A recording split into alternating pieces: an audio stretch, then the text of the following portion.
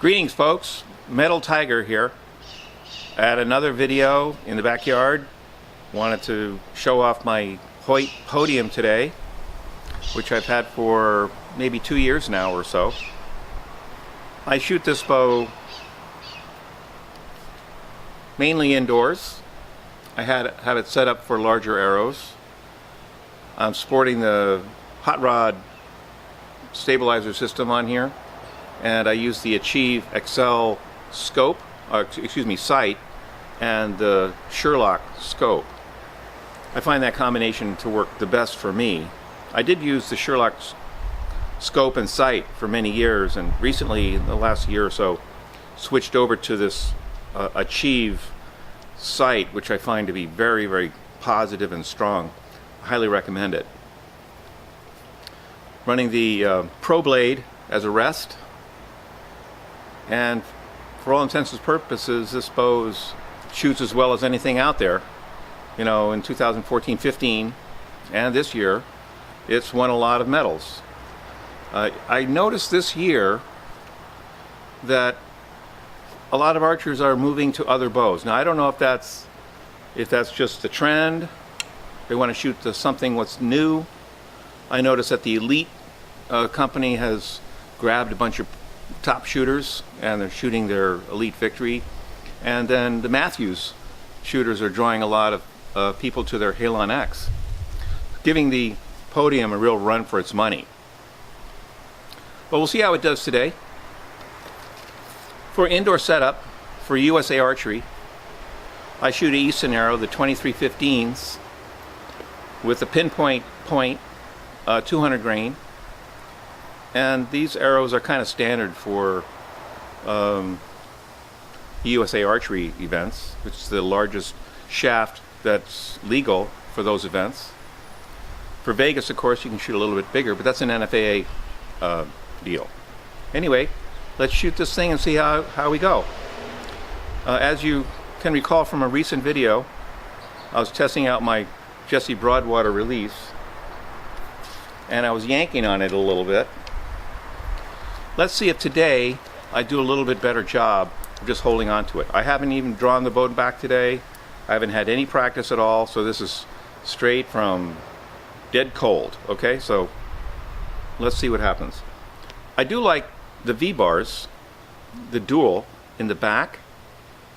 This is kind of a nice setup for me. One of them can rest right on my hip, which is great. I just really like it. I've done some tests, and I cannot prove that having the dual setup is better balanced than having just a single bar in the back. But I like it, and you can stand the bow up, upside down with the V-bar. I'll show you that later. Anyway, let's go with a couple arrows and see how we do with our release.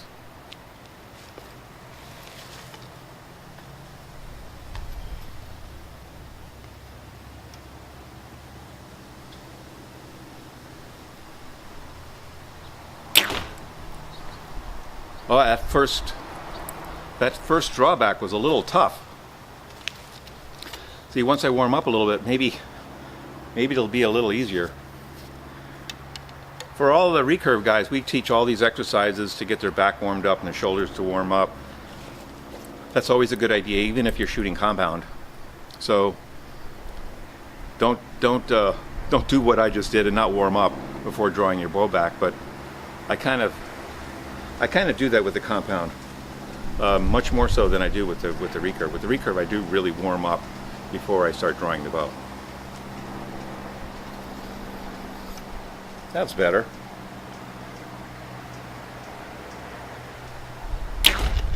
Ugh. I hate it when I do that. Now, if you're watching, you can see that I just really yanked on it. I may have to change the setting on this back tension release. It may be not hot enough. Maybe there's too much travel. So there's all these little nuances that you have to play with before you get it set just right. My fear always is that if I set it too hot, that it's going to go off before I come to the anchor. So definitely using a back tension release is a little bit more of a transition than shooting a button or a trigger.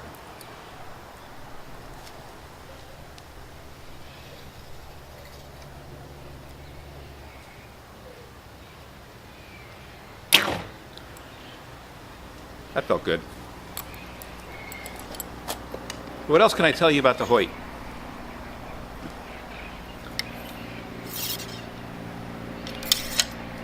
I'm not going to shoot that one.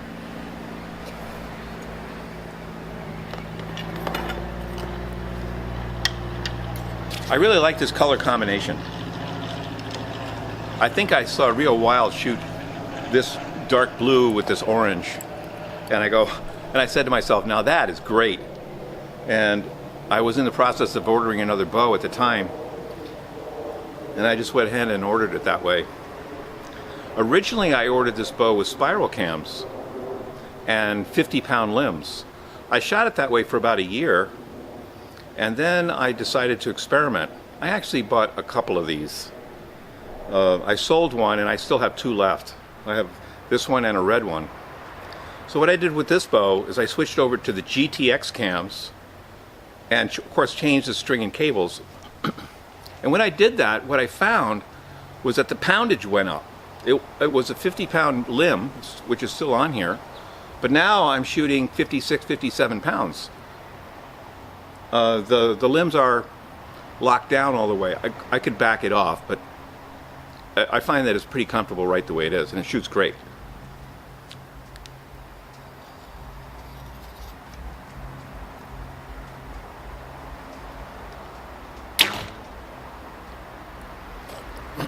So I did call the factory, and I asked them about that, and their comment was, well, when you go to the GTX cams, because they're slightly larger, I believe, than the spirals, that you're going to get more bend in the limbs, and the poundage will go up probably about 10 pounds.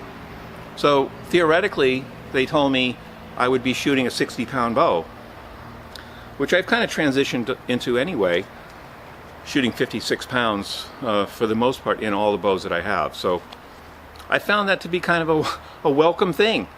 Not that the 50-pound is bad. You don't need any more than that for indoor. But I just thought it was kind of interesting that that happened.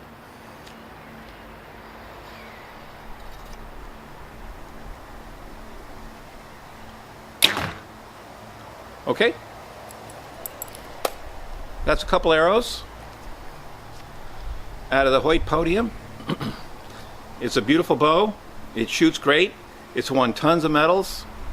Highly recommend it. Now let's go look at the target.